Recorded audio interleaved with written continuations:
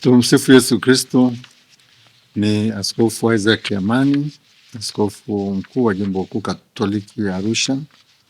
Tunamshukuru Mwenyezi Mungu kwa nafasi ya kuadhimisha tena mwaka huu Christmas, ikiwa ni nafasi ya pekee kumwambia Mungu asante kwa kutujalia kuiona siku hii, kwa kuwa ni wengi walitamani kuiona. Basi sisi tumejaliwa kuiona. Kuna ambao wametangulia mbele za haki kabla ya kuiona. Ndugu zangu, tunapompa Mungu shukrani kwa ajili ya zawadi zake zote, lakini hasa zile tatu za uhai, ukombozi na ahadi ya uzima wa milele. Matukio kama haya ya Christmas yanahamasisha furaha katika mioyo ya wengi. Ni mwisho wa mwaka na watu wengi wanakutanika kwenye familia zao, wakikutana kupeana zawadi, mapambo wanafanya pia, wanakula vizuri, wanasherehekea ni Christmas. Na hilo linatokea kwa watu hata ambao sio wa Kristo. Ni hali ambayo inaleta furaha kwa kweli, na ni alama ya amani pia ambayo huyu mfalme wa amani anakuja kwetu anatuletea. Leo ninakuja katika kutoa ujumbe kwenye mwaka wa kipekee kabisa wa jubilei mwaka 2025, tukiongozwa na kauli mbiu mahujaji katika matumaini. Basi na hiyo pia itakuwa ni sehemu ya adhimisho la Christmas mwaka huu. Mungu anatuimarisha kwa yeye mwenyewe kuwa mhujaji anayetuongoza kwenye hii safari ya mahujaji katika matumaini. Nguvu yetu ya kutumaini ni Mungu mwenyewe, huyu Mungu Mwana. Kwenye hilo la kuadhimisha hasa tarehe 28 mwezi huu wa 12 ndio tamati ya jubilei, mwaka wa jubilei. Mama Kanisa ametoa nafasi hiyo, na sisi waamini tunapaswa kuadhimisha Christmas kitofauti na wale ambao wanaangalia kusherekea, kufurahi, lakini sisi tunakwenda kwa undani zaidi, kwa sababu tunaelewa maana na kazi ya mkombozi huyu anayekuja kwetu kwa njia ya Emanueli. Tumekumbushwa katika mwaka huu mtakatifu kwamba safari yetu tuliyoanza kwa ubatizo inatupitisha katika maisha halisi ya kushika amri za Mungu na za kanisa, kulishwa neno la Mungu na kulishika neno hilo, kupokea sakramenti zilizo mifereji ya neema na kuishi kwa upendo na Mungu na jirani, tukishuhudia kwa matendo kwamba sisi ni mahujaji katika matumaini. Hakika mwaka mtakatifu umekuwa wakati wa neema na kutuimarisha katika fadhila za kimungu ambazo ni imani, matumaini na mapendo. Leo tunaadhimisha fumbo la umwilisho, yaani Mungu kujifanya mwanadamu kwa lengo la kumkomboa mwanadamu. Furaha yetu na shangwe zetu ziangaziwe hasa na tamaa na furaha ya Mungu kuwa pamoja nasi kwa ajili ya wokovu wetu, na sisi tuwe na shukrani kwa kuwajibika na wito wa kuokoka. Hilo ndilo lengo hasa la umwilisho. Tunapotazama pale horini alikozaliwa mtoto Yesu, tunashangaa utendaji wa Mungu ulivyo wa ajabu. Neno la Mungu la tutangazia kwamba mtoto huyu aliyezaliwa katika mazingira hayo ya duni sana ni kwa ajili yetu. Tumepewa mtoto mwanamume na uweza wa kifalme utakuwa mabegani mwake, naye ataitwa jina lake Mshauri wa Ajabu, Mungu mwenye nguvu, Baba wa milele, Mfalme wa amani. Huyu ndiye mtoto Yesu ambaye tunamwona pale katika ushanga wake. Mtoto huyu sio wa kawaida, ni mwana wa Mungu aliyetumwa na Baba ili atuletee habari njema ya kumjua Mungu, kumpenda Mungu na kumtumikia Mungu kwa kumkumbatia, ili tuweze kuishi maisha mapya yaliyojengwa katika misingi ya upendo, haki na amani. Kweli leo amezaliwa kwa ajili yetu Mwokozi, ndiye Kristo Bwana. Tunaye mgeni mwenye ujumbe wa kujumuika nasi katika safari ya matumaini. Anaandamana na sisi kwenye hija yetu. Emanueli anakuja katika hali ya unyenyekevu ili atuoneshe namna sahihi ya kuwa wahujaji wa matumaini.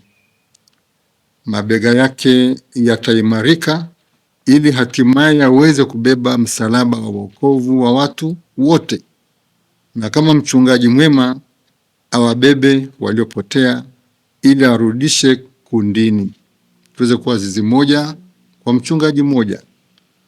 Katika uchanga wake Yesu alibebwa na kulelewa na wazazi wake katika ndoa ya Maria na Yosefu. Wazazi wa Yesu walinyenyekeana katika ndoa yao, wakaweza kumlea mtoto wao ambaye aliwatii japo alikuwa Mungu asiyehitaji msaada wa viumbe. Tufuate mfano wa unyenyekevu wa Yesu ili tuweze kuitembea njia anayotuonesha kwa maisha yake, kwa mafundisho yake, kwa mateso na kifo chake na kwa ufufuko wake. Emanueli sio mgeni kama Baba Christmas mwenye kugawa zawadi na kisha kutoweka. Ni Mungu anayekaa pamoja nasi na haondoki. Mtume Paulo anasema, neema ya Mungu Mwokozi wetu inayowaokoa wanadamu wote imefunuliwa, nayo yatufundisha kukataa ubaya na tamaa za kidunia, tupate kuishi kwa kiasi na haki na utauwa katika ulimwengu huu wa sasa, tukilitazamia tumaini lenye baraka na mafunuo ya utukufu wa Kristo Yesu, Mungu mkuu na Mwokozi wetu, ambaye alijitoa nafsi yake kwa ajili yetu ili atukomboe na maasi yote na kujisafishia watu wawe milki yake mwenyewe, wale walio na juhudi katika matendo mema. Baraka wa Tito sura ya 2 aya 11 hadi 14. Ndugu zangu, hii furaha pia tunaona jinsi gani malaika wakituletea habari njema ya furaha kuu itakayokuwa kwa watu wote. Huyu ni mjumbe kwa watu wote, kwa kuwa mtoto amezaliwa kwa ajili yetu, Mwokozi ndiye Kristo Bwana. Wanamtambulisha wakisema, na hii ndiyo ishara kwenu, mtamkuta mtoto mchanga amevikwa nguo za kitoto, amelazwa katika hori ya kulia ng'ombe. Kisha malaika waliimba wakimsifu Mungu, atukuzwe Mungu juu mbinguni, na duniani iwe amani kwa watu aliowaridhia.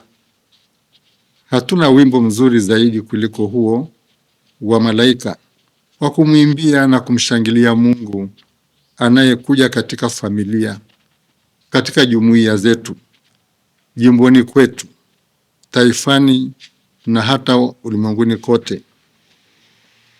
Tunapomshukuru Mungu kwa zawadi ya mwanaye Emanueli, tutafakari mapokezi yetu ambayo yaweza kuwa aidha mazuri au ya kinafiki na ya kikufuru.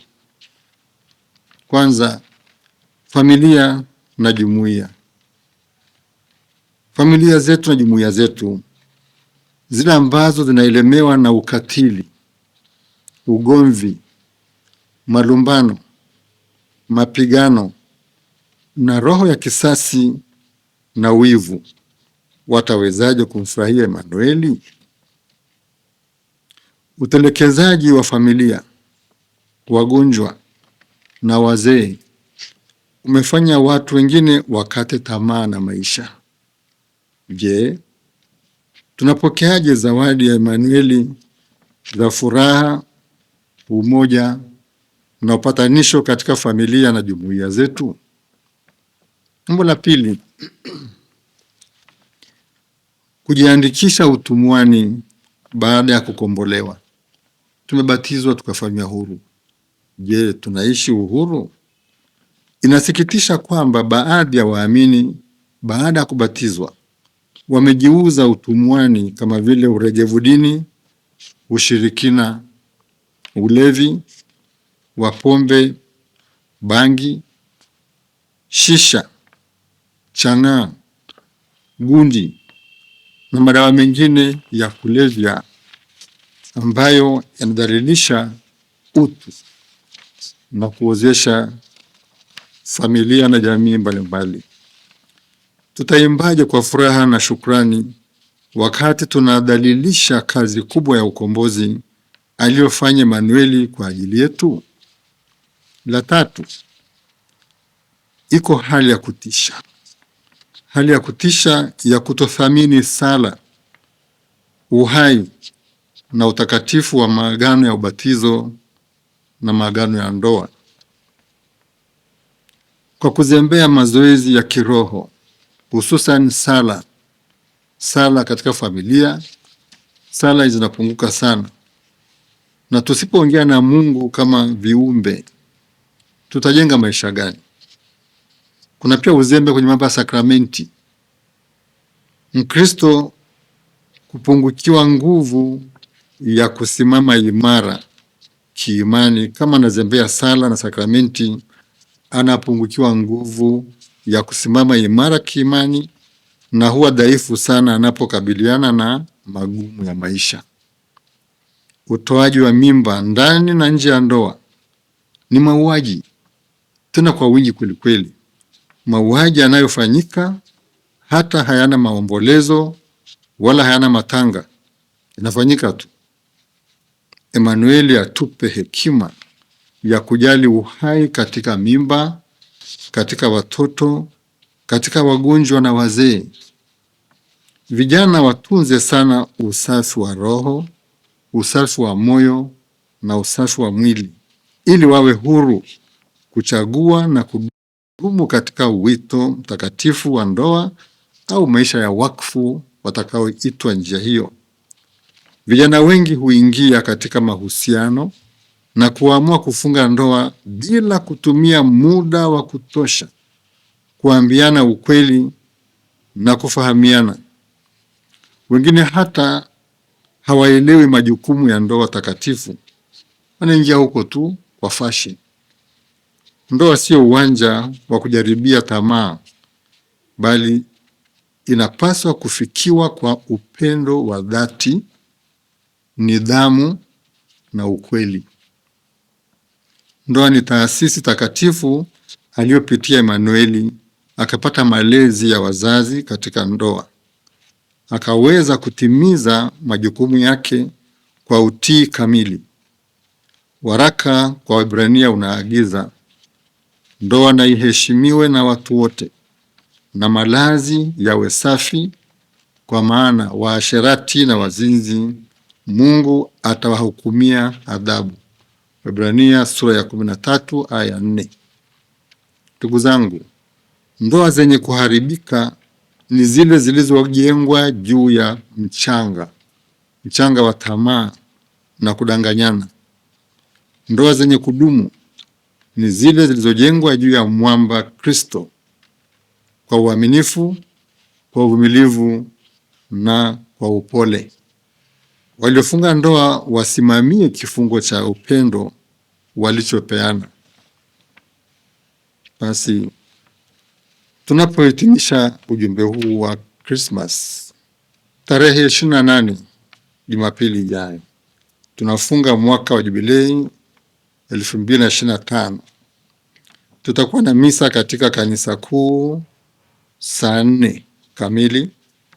Waamini wa dekania za jiji na za karibu mfike kwa wingi ili tumshukuru Mungu kwa baraka alizotujalia katika muda huo wa neema, na kuomba ulinzi wa Mungu kwa ajili ya taifa letu na pia kwa ajili ya ulimwengu mzima, ili tuweze kutembea katika nuru ya Mungu aliye mshauri wa ajabu, Mungu mwenye nguvu, Baba wa milele, mfalme wa amani, ndiye Emanueli aliyetumwa na Mungu atuweke huru kwa ajili yake na kwa wokovu wa ulimwengu.